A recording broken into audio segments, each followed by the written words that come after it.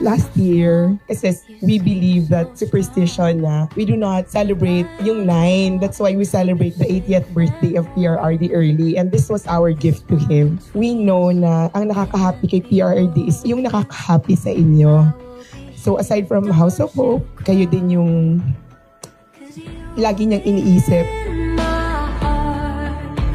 I extend our deepest gratitude to Ms. Crisette Chu, Ms. Jasmine Egan for their tireless efforts and dedication in spearheading the construction of this classroom.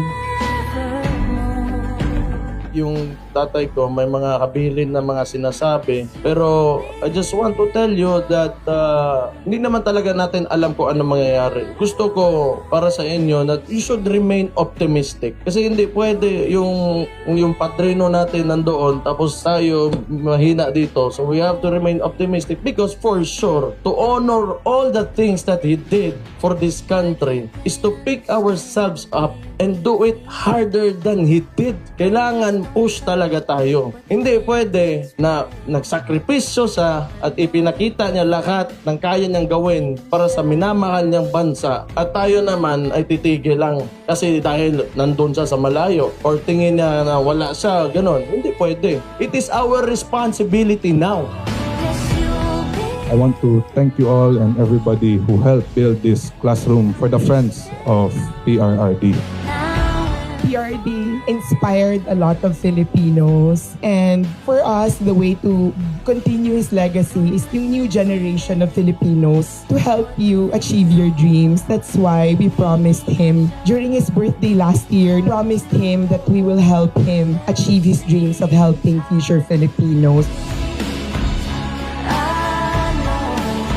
To all those Filipinos who believe in him, this is our responsibility and obligation, not only to ourselves, to our families, but to the entire country. That's the only way to honor his work in this country and the kind of governance that he showed to all the Filipinos during his term as president.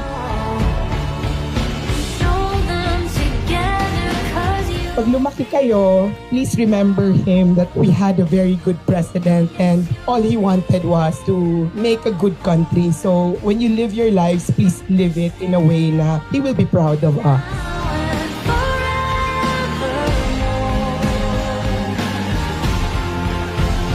So ito si PRD, may sinimulan siyang magandang bagay. Something that we can, nurture and take care of and make it grow. Pwede natin pagandahin. Murag tanom ba? Mura na siya gliso nga gitanom nimo. It's only a seed that he planted in all of us. So pwede na to i-nurture, take care of it, and someday it will grow into a tree and immortalize his legacy as president of this country.